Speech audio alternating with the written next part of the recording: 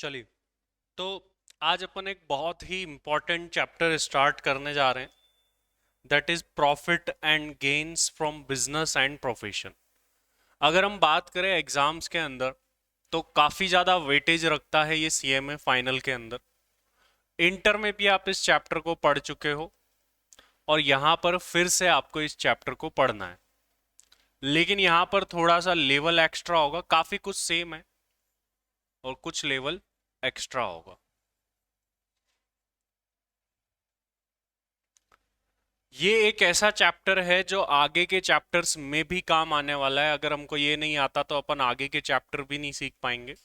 तो इसलिए ये चैप्टर काफ़ी इंपॉर्टेंट हो जाता है कि हमें आगे के चैप्टर भी अगर समझने हैं तो ये चैप्टर जरूर से आना चाहिए, तभी अपन आगे के चैप्टर्स को समझ पाएंगे।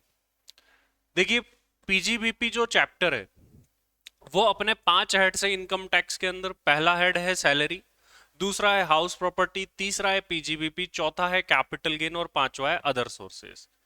ठीक है। अब ये 5 टोटल हेड है। इन 5 हेड के अंदर से एक पीजीबीपी हेड है। फाइनल के अंदर मेनली 2 हेड काम में आते हैं सबसे ज्यादा, एक पीजीबीपी और एक कैपिटल गेन। यहां से क्वेश्चन बहुत ज्यादा आते हैं, दोनों मिला के अप्रोक्स 30 मार्क्स तक के भी ये चैप्टर्स जो है आ जाते हैं। लेकिन ये अकेले नहीं, दूसरे चैप्टर के साथ मिक्स होकर के आते हैं। जैसे अपन असेसमेंट ऑफ कंपनी मैट वगैरह पढ़ेंगे तो वहां पर इनका रिलेशन काफी ज्यादा आता है। तो देखिए यहां पर है क्या, पीजीबीपी के अंदर इनकम टैक्स का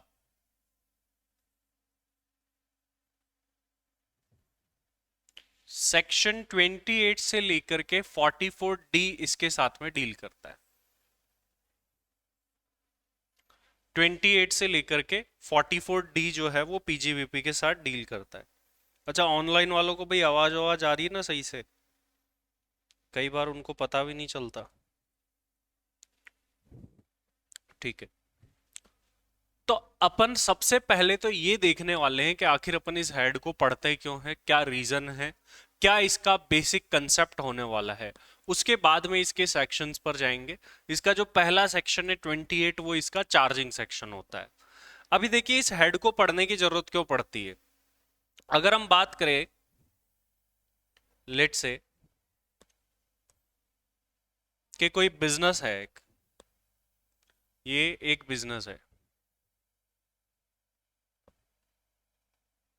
किसी कंपनी का बिजनेस है एक्स लिमिटेड का। अब एक्स लिमिटेड क्या करती है? एक्स लिमिटेड अपने प्रोडक्ट सेल करती है मार्केट में।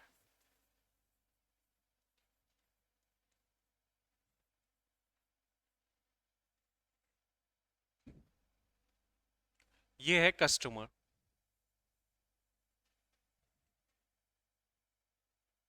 अब कस्टमर को प्रोडक्ट सेल करके एक्स लिमिटेड पैसा कमाती है। लेट्स से एक्स लिमिटेड की जो कॉस्ट आई इस प्रोडक्ट की, वो आई थी 80 रुपीज, और जो सेल किया गया वो किया गया 100 रुपीज में। तो सबसे पहली बात तो ये है कि पीजीबीपी जो है वो आखिर टैक्स किस पर लगाता है? टोटल रेवेन्यू पर लगाता है, प्रॉफिट पर लगाता है? सवाल ये आता है। तो इसके नाम में हमको दिख रहा है प्रॉफिट्स, मतलब यहां पर 80 की चीज को 100 में बेचा तो 20 रुपए का आपका प्रॉफिट हुआ। इसकी बात कर रहा है ये हेड ओनली।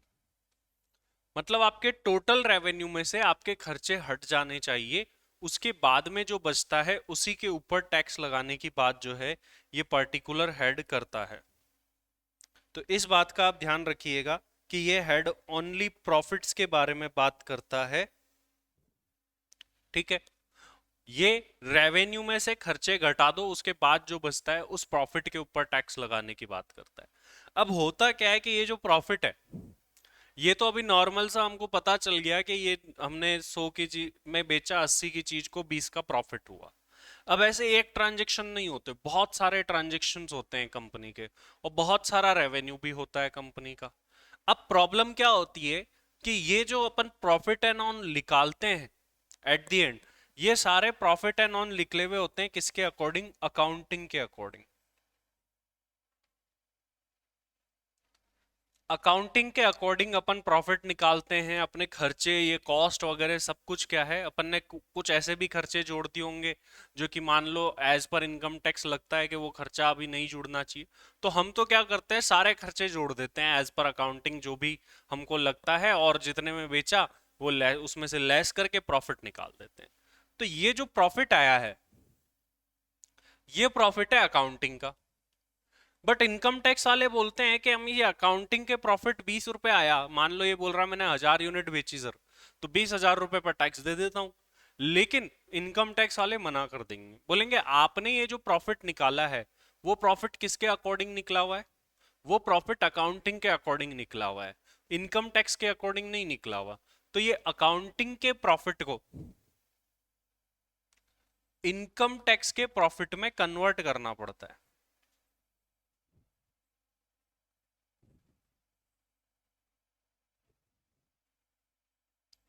तो ये अकाउंटिंग के प्रॉफिट से इनकम टैक्स के प्रॉफिट पर कैसे पहुंचा जाए, इसी के लिए अपन पढ़ते हैं पीजीबीपी।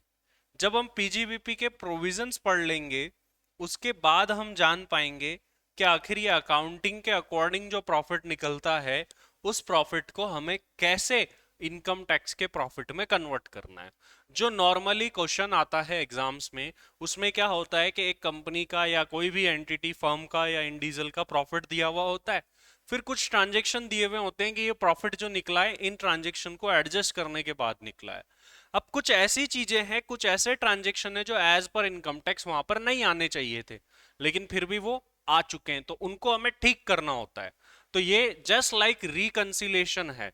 जैसे आप कैश बुक के बैलेंस से पासबुक का बैलेंस निकाल लेते हैं, अकाउंटिंग के प्रॉफिट से आप कॉस्टिंग का प्रॉफिट निकाल लेते हैं, उसी तरीके से यहाँ अकाउंटिंग के प्रॉफिट को कन्वर्ट करना होगा इनकम टैक्स के प्रॉफिट में। जब आप जैसे मान लो कॉस्टिंग और अकाउंटिंग का रिकंसिलेशन करते हैं तब कई चीजें ऐसी होती है आपको पता होता है ये चीज तो कॉस्टिंग में आती नहीं है, तो ये आ रखी ये नहीं आनी चाहिए थी, या ये अकाउंटिंग में नहीं आती है आ रखी नहीं आनी चाहिए थी, इसको हटाओ यहाँ से। इस तरीके से आप ट्रीटमेंट करते हो, वही सेम यहाँ करना होगा। मान लो कोई चीज अकाउंटिंग के अंदर तो उसका ट्रीटमेंट हो रखा है but as per income tax वो चीज वहां पर नहीं आनी चाहिए थी, तो फिर उसको हटाओ, उसका ट्रीटमेंट वहां से सही करो। तो यही चीज अपन यहाँ पर देखने वाले हैं सब कुछ। तो ये मेन रीजन है कि अपन पीजीवीपी क्यों पढ़ते हैं, क्या कारण है ये चीज। यहां पर एक और चीज आप देखेंगे तो लिखा हुआ है बिजनेस और प्रोफेशन। मतलब चाहे आपका बिजनेस हो चाहे आपका प्रोफेशन हो, दोनों टाइप की इनकम्स यहाँ आएगी।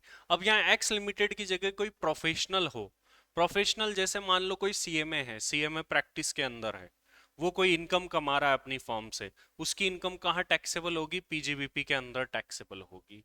इसके अलावा बात करें कोई डॉक्टर है, कोई एक्टर है, कोई सिंगर है, कोई क्रिकेटर है, इन सब की इनकम्स ये एज ए प्रोफेशन काम करते हैं, इन सब की इनकम भी कहाँ निकलेगी, इसी पीजीबीपी हेड में। और वही सेम तरीका इनका जो प्रॉफिट होगा, या तो डायरेक्ट ही आप प्रॉफिट इनकम टैक्स के अकॉर्डिंग निकाल दो कि यार इनकम टैक्स के अकॉर्डिंग ये रेवेन्यू लेने चाहिए, ये खर्चे लेस होने चाहिए, वो लेस कर दिए और जो आ गई वो आपकी सीधी की सीधी पीजीबीपी की इनकम आ गई। एक तरीका तो ये हुआ। दूसरा तरीका ये भी होता है कि आपको ऑलरेडी अकाउंटिंग का प्रॉफिट निकाल के दे दिया और फिर बोला कि इसके अंदर हमने ये एडजस्टमेंट कर दिए हैं, हो चुका है वो काम। तो फिर अपन उसमें क्या करते हैं, जो गलतियां हुई है उसको ठीक करते हैं कि ये अकाउंटिंग में तुमने कर तो दिया but as per income tax ये चीजें नहीं होनी चाहिए थी, तो उनको ठीक करते हैं। तो दो टाइप से क्वेश्चन बन सकते हैं। एक तो आपको इन्फॉर्मेशन दे दी, बोला पीजीबीपी का प्रॉफिट निकालो, तो हम रेवेन्यू भी वही लेंगे जो लेना चाहिए, खर्चे भी वही लेस करेंगे जो होने चाहिए और अपना पीजीबीपी का प्रॉफिट निकल। एक ऐसा होता है जिसमें ऑलरेडी काम हो चुका है, अकाउंटिंग के अकॉर्डिंग प्रॉफिट निकल चुका है, तो फिर हमें क्या करने पड़ते हैं, एड लेस के एडजस्टमेंट करने पड़ते हैं, देन हमको क्या निकालना पड़ता है, प्रॉफिट। अभी अपन एक एग्जांपल के थ्रू इसको और समझने की कोशिश करते हैं।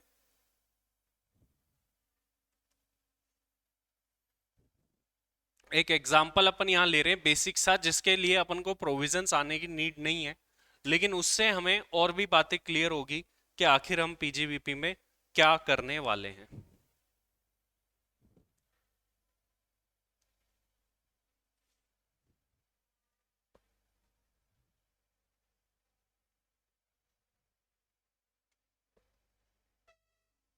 ये जैसे एक एग्जांपल है, इसको नोट कर लो तुम, बाकी तो अपन सब बुक से पढ़ना है।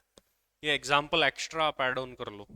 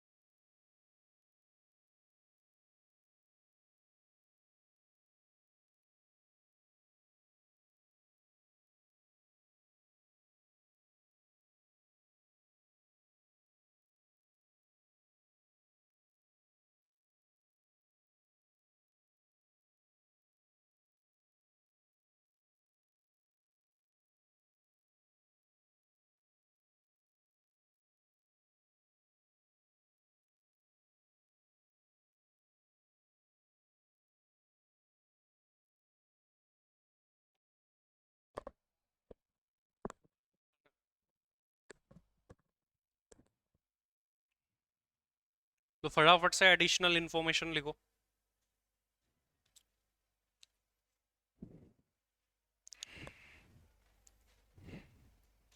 इसके बाद अपन चैप्टर को बुक से पढ़ने वाले हैं, जहां पर हमको हैंड रिटन नोट्स की जरूरत होगी उस टॉपिक को ही ओनली अपन इससे पढ़ेंगे, और उस टॉपिक को आप बुक में उसी टॉपिक के पास जहां भी स्पेस हो वहां पर आप नोट डाउन कर ले।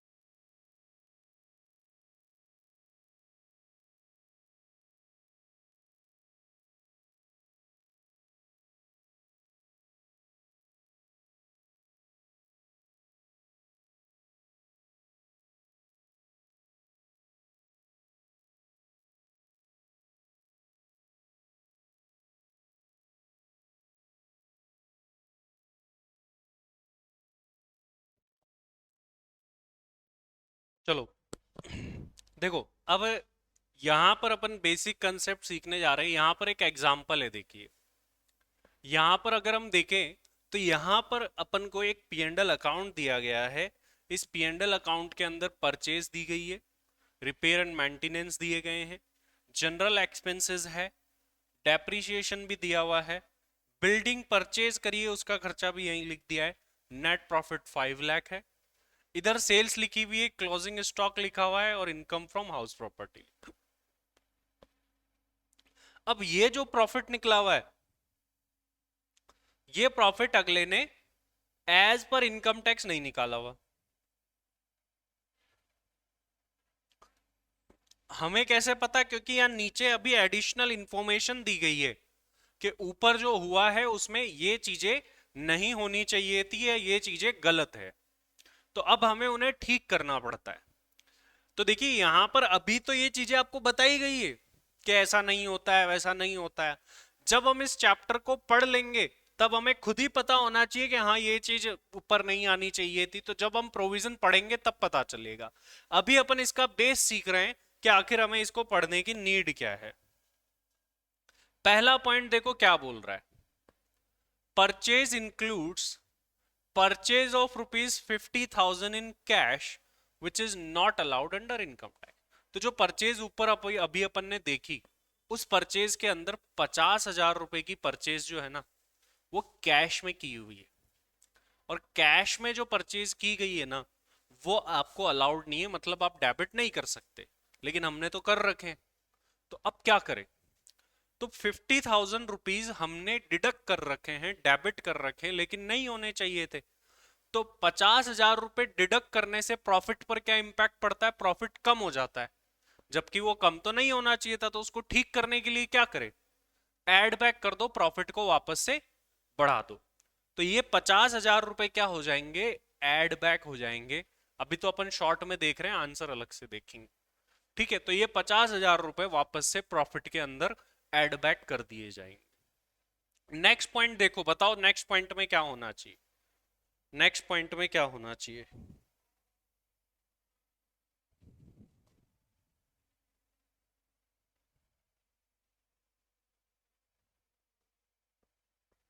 नेक्स्ट पॉइंट में क्या होना चाहिए बताओ? रिपेयर एंड मेंटेनेंस एक्सपेंस में 20,000 रुपए पर्सनल नेचर के एक्सपेंस इंक्लूडेड है, जो कि इनकम टैक्स में अलाउड नहीं होते। अब क्या करें इसको ठीक करने के लिए? इसको ठीक कैसे करेंगे भाई?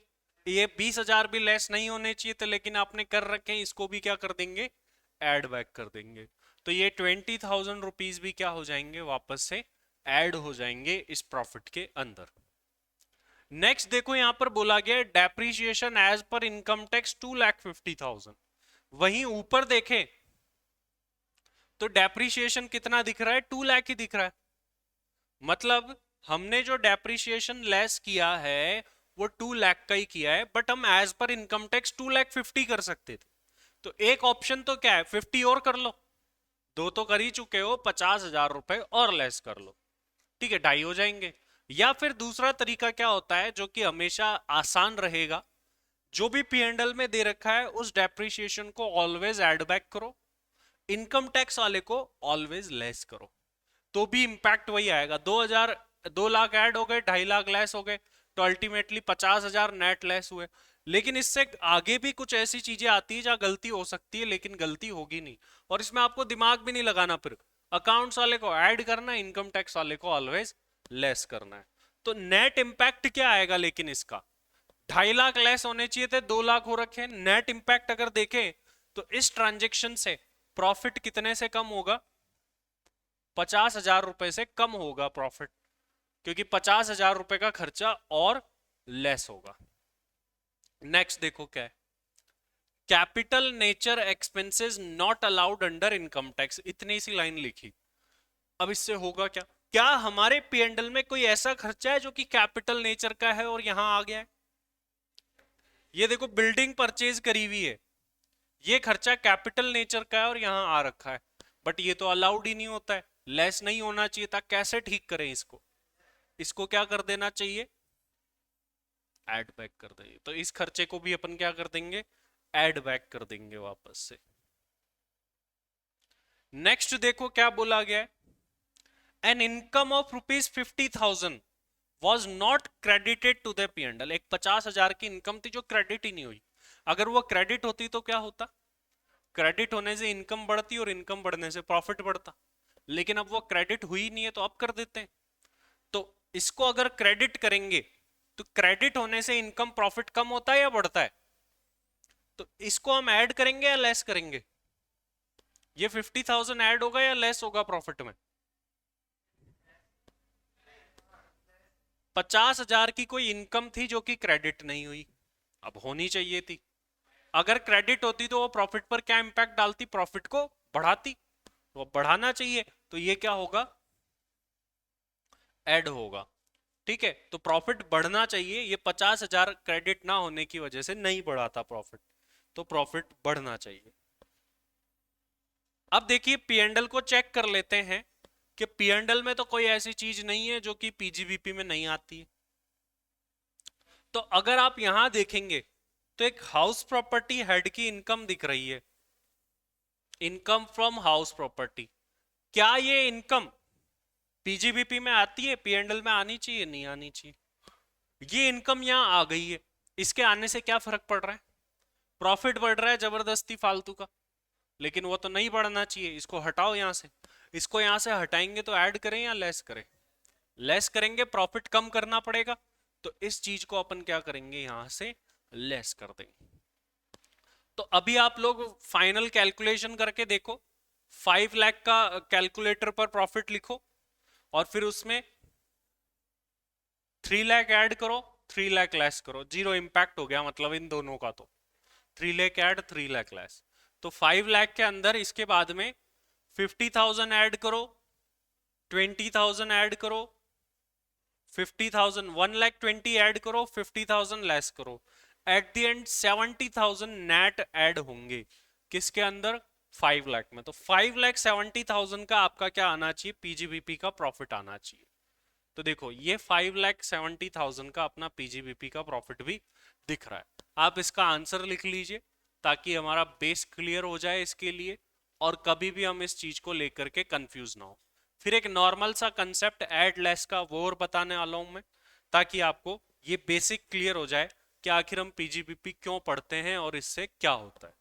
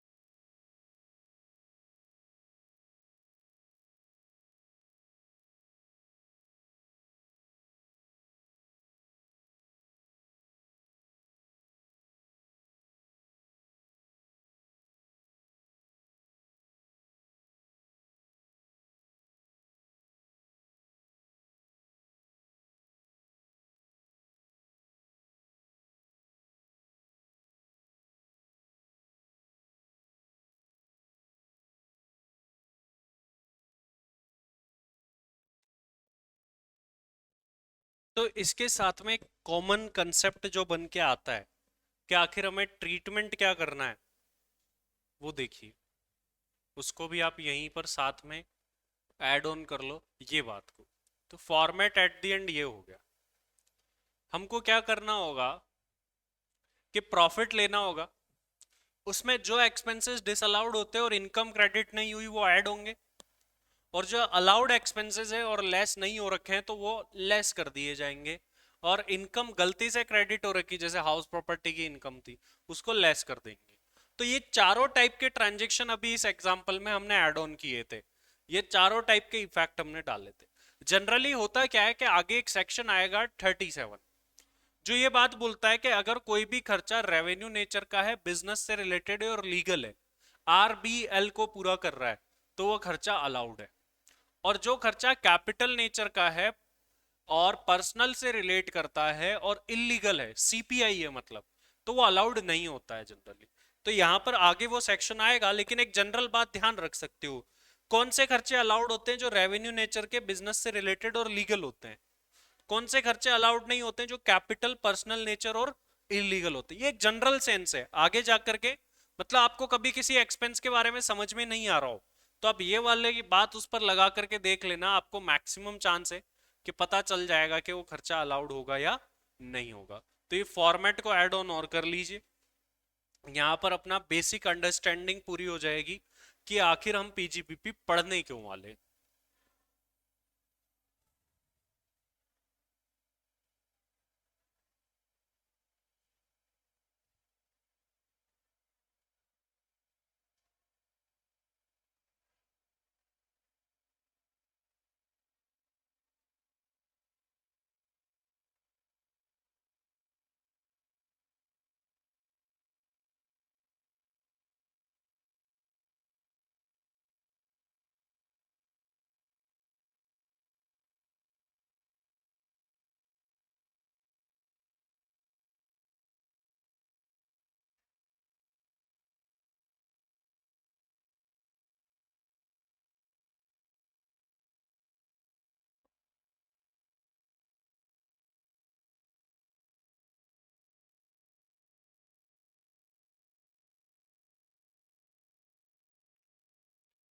तो इस क्लास में अपन रखेंगे इतना ही, नेक्स्ट क्लास से अपन स्टार्ट करेंगे सेक्शंस, और सेक्शन 28 पहला सेक्शन चार्जिंग सेक्शन अपन पढ़ेंगे नेक्स्ट क्लास के अंदर इस चैप्टर का। इस चैप्टर से प्रैक्टिकल आने के काफी ज्यादा चांसेस है, लेकिन वो प्रैक्टिकल आप तभी कर पाओगे जब पूरा चैप्टर पढ़ लोगे। तो पूरे चैप्टर के जब तक सेक्शन, क्योंकि छोटे छोटे तो आते नहीं है यहाँ से, बड़े ही आएंगे, छोटे तो 1 या 2 नंबर में आएंगे, फिर आएंगे तो यहाँ से जो कि प्रोविजन बेस्ड होते हैं। चलिए तो इस क्लास में करते हैं इतना ही, नेक्स्ट क्लास में अपन करेंगे सेक्शन 28। हाँ, और सभी के पास में बुक होनी चाहिए, ये ध्यान रखें।